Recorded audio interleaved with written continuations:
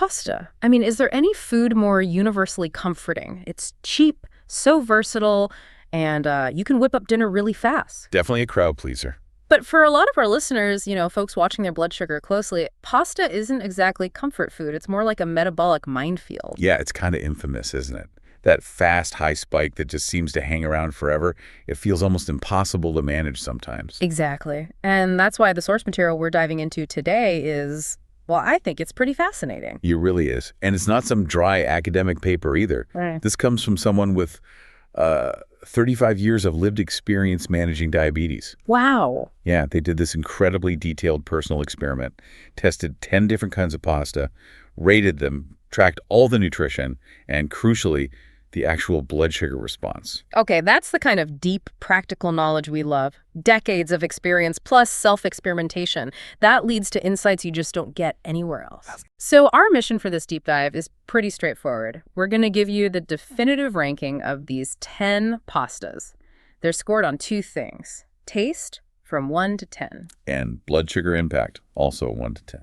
And then we shift gears. We've got 7 actionable, practical hacks. These are strategies you can actually use to help manage glucose when you do eat pasta, whichever kind it is. Right, because it's not always about finding the perfect pasta. Sometimes it's about how you eat the pasta you love. Okay, so where do we start? Let's start at the beginning. The baseline. Traditional pasta. The source used Barilla spaghetti as the benchmark, made from semolina, durum wheat flour. The usual stuff. The high-carb standard, basically. And yeah, you look at the nutrition and the problem's immediately obvious. Even a small portion, like 2 ounces dry, has around 40 grams of carbs. And almost nothing to slow it down.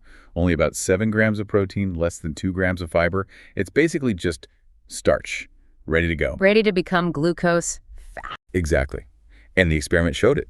Even when the person took their insulin beforehand, this spaghetti spiked their blood sugar right up near 200 milligl. Oof. Yeah. So taste-wise, delicious, a 9 out of 10. But blood sugar impact, only a 2. That gives it a total score of 11. Okay. And the source made a really important point right away, didn't it? About the shape. Oh, yeah. Crucial point. If you're talking about these traditional pastas made with the same flour, it doesn't matter if it's spaghetti or penne or rigatoni or whatever. The shape is irrelevant for blood sugar. Completely. It's all about the ingredients, the nutritional numbers, what's in the flour. Got it. So that leads to the next one tested, egg linguine. People sometimes think egg pasta is, I don't know, maybe a bit better. Yeah, manufacturers might add, say, 3 eggs per package. It sounds enriched, maybe healthier. But does it actually move the needle metabolically? Well, let's look at the data. The shift is tiny. You get maybe 38 grams of carbs instead of 40, 8 grams of protein instead of 7, still only 2 grams of fiber. So basically negligible. Pretty much. That little bit of extra protein and fiber from the eggs, it's just not enough to make a significant difference in how your body processes it. And the blood sugar result reflects that. It does. Rose to nearly 190 milligdl. Still really high. Tasted great. Another 9 for taste, but only a 3 for blood sugar impact. Total score of 12. So still in that same ballpark, if you stick with traditional semolina, even with eggs, you're just getting a big spike. Exactly. If we want better stability, we need a fundamental change in the ingredients. Okay, so that brings us to the first real improvement strategy, going whole grain. What about whole grain semolina pasta? How much difference does using the whole grain actually make? Quite a bit, actually. This is where things start to shift. The whole grain version drops the carbs slightly, down to maybe 36 grams. Okay. But the big change is the fiber. It nearly doubles, up to around 4 grams. Mm-hmm. And fiber, well, fiber is like the brakes for your digestion. It slows everything down. Right. It's indigestible itself, so it slows down how quickly those carbs break down into sugar. You get a much gentler glucose curve, not that sharp peak. And the results showed that. They did. Blood sugar only went up to about 160 milligdl, much better than 200 or 190. Okay, that's a noticeable improvement. But what about the taste and texture? That's often the trade-off with whole grains. Yeah, there's definitely a difference. The source noted a slightly nuttier flavor, and it was chewier. It might not be that classic pasta taste you're expecting. So the taste score took a hit? Dropped to an 8 out of 10. But the blood sugar score jumped up to a 6, so a total score of 14. And that makes it our new leader so far. Interesting. They also tested spelt pasta, right, which is kind of related to wheat. Yeah, spelt is an ancient grain, a cousin of modern wheat. Nutritionally, it's often slightly better than whole wheat semolina, and some people find it easier to digest because the gluten structure is different, more soluble. How did it score? Blood sugar-wise, it did even better, scoring a 7 for impact. But the taste and texture were even more pronounced, even nuttier, even chewier than the whole grain semolina. So the taste score suffered more. Pulled it down to a 5 for taste, which means the total score was only 12, falling behind the whole grain semolina. And this brings up a warning from the source material, doesn't it, about judging by appearance? Yes, absolutely critical. Don't just trust the color. Pasta might look brown and healthy. But it might just be added coloring, like caramel color. Exactly. Or maybe just processed differently. It does guarantee it's whole grain or good for your blood sugar. Yeah. If you're serious about managing glucose, you have to flip that package over, look for lower carbs, definitely higher fiber, and ideally higher protein on the nutrition label. Ignore the front of the box hype, read the back. Always. You want to reduce that net starch load. Okay. Which leads us perfectly into the next category. The real nutrient powerhouses. These are the legume-based pastas. Let's start with chickpea fusilli, made just from chickpea flour. Right. Now we're talking a major shift in ingredients. This isn't wheat anymore. And look at the numbers. Carbs drop way down, only about 29 grams per serving. Wow, that's a big drop from 40. Huge. And meanwhile, protein shoots way up to 12 grams, fiber up to 5 grams. That combo, high protein, high fiber, it really, really slows digestion down. Almost like pouring concrete, metabolically speaking. So the blood sugar response must have been pretty good. It was excellent. Very stable. The reading stayed under 140 milli-GDL the whole time after the meal. That's a massive win. Gets an 8 out of 10 for blood sugar impact. Fantastic. But there's always a but, isn't there? The taste. Yeah, that's the trade-off. Chickpeas have a distinct flavor and texture. It's firmer, maybe a bit grainy for some. It only rated a 5 out of 10 for taste. Okay, so a total score of 13. Better overall than the baseline, but not quite matching that whole grain semolina yet because of the taste hit. Right. And we see a similar pattern with the next one, red lentil fusilli. Again, just made from red lentil flour. Very nutrient dense. How were its numbers? Even higher protein, actually, about 15 grams. Carbs around 31 grams, fiber 3 grams, so slightly more carbs and less fiber than the chickpea, but still very good. And blood sugar, pretty similar response. Went up to about 140 milli-GDL, maybe a touch higher, but still stable. So it also scored an 8 for impact. Okay, but the taste. Lentils can be pretty strong. Yeah, the source found the taste even less appealing than the chickpea version. Scored only a 4 out of 10, total score of 12. So, as a listener, you really have to weigh that, don't you? Is that fantastic blood sugar stability, the difference between, say, 190 and 140, worth sacrificing quite a bit on the enjoyment front? That's the million-dollar question, isn't it? It depends on your priorities. And if that pure lentil or chickpea taste is just, too much of a compromise. There are other options. There are middle grounds. The source mentioned fortified pastas, like Barilla Plus is one example. They often blend traditional semolina with some lentil or pea flour. Ah, so it tastes more like regular pasta. Much closer, yeah. But because it still has that semolina base, it will spike your blood sugar more than the pastas made purely from legumes. It's a compromise between taste and blood sugar impact. Okay, that makes sense. All right, let's get to the real heavy hitters in the rankings now, before we declare the ultimate winner. These next ones have some seriously impressive nutritional profiles, starting with black bean spaghetti. This is where the numbers just get. Well, kind of amazing, honestly. Ingredients are super simple. Organic black bean flour and water. That's it. In the stats. Get this. Only 19 grams of carbs per serving. 19, down from 40. Right. And 11 grams of fiber, plus a massive 25 grams of protein.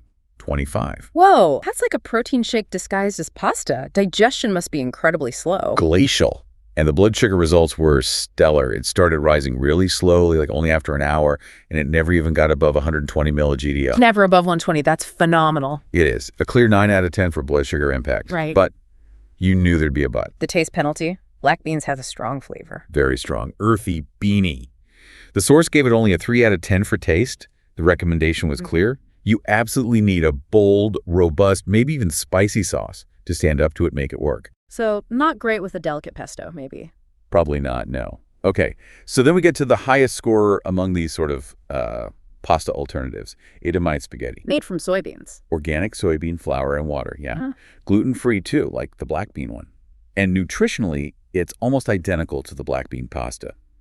About 20 grams of carbs, 13 grams of fiber, even more fiber, and 24 grams of protein. Okay, so basically the same amazing nutritional profile. What about blood sugar? Pretty much identical response. Super stable, stayed low. Another fantastic 9 out of 10 for impact. But the taste, That's where it pulls ahead. Exactly. Yeah.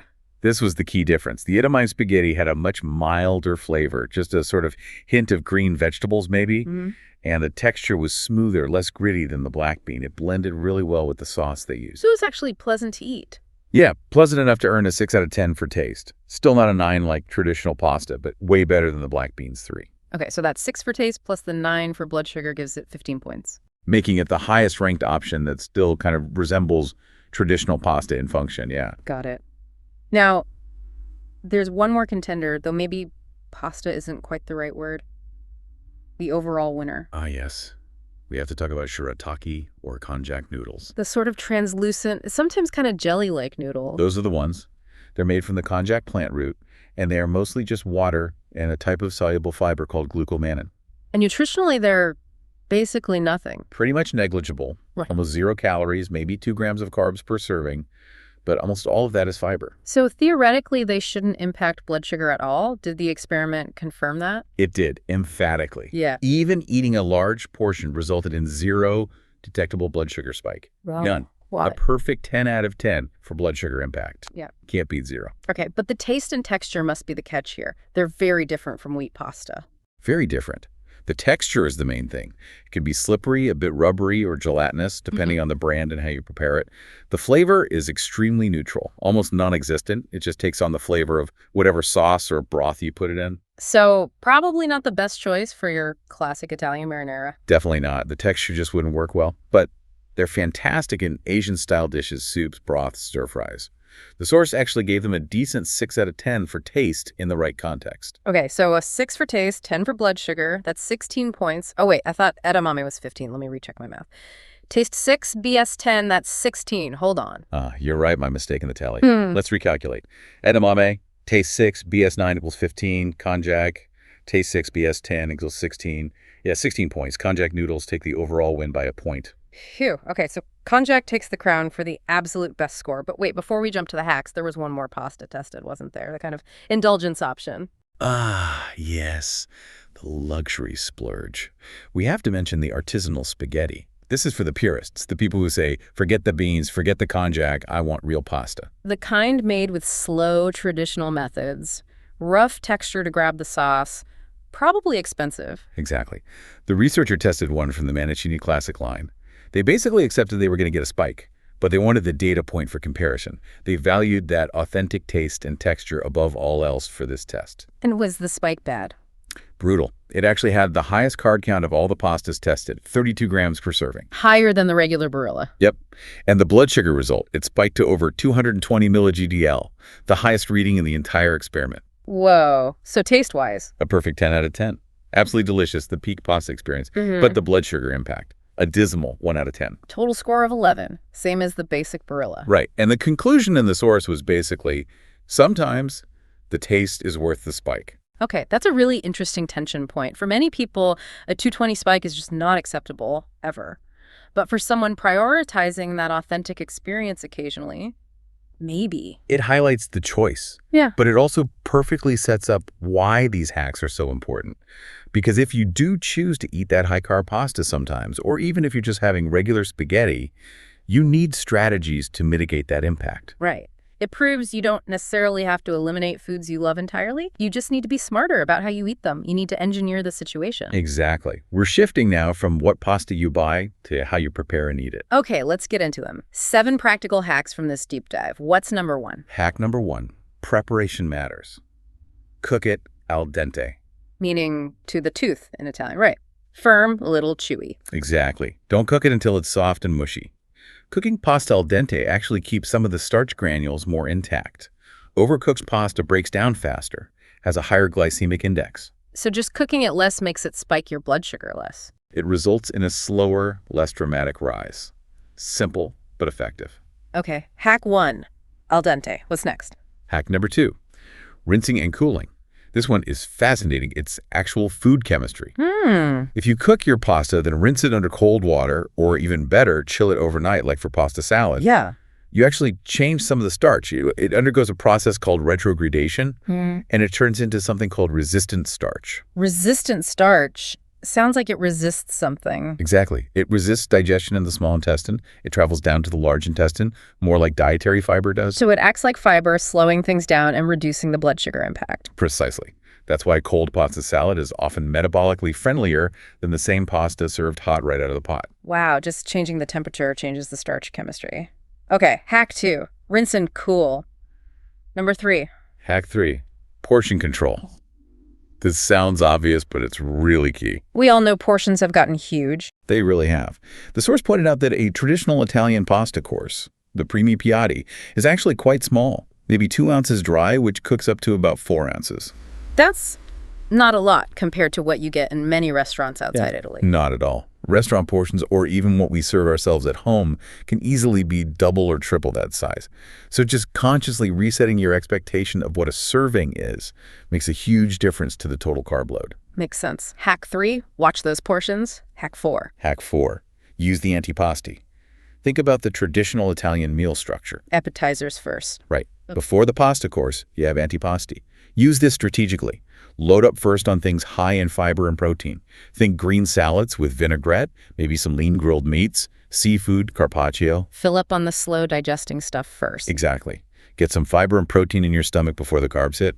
And crucially, the source warns, skip the free bread basket that comes out first. That's just adding more fast carbs right at the start. Good point. Okay, hack 4, smart antipasti.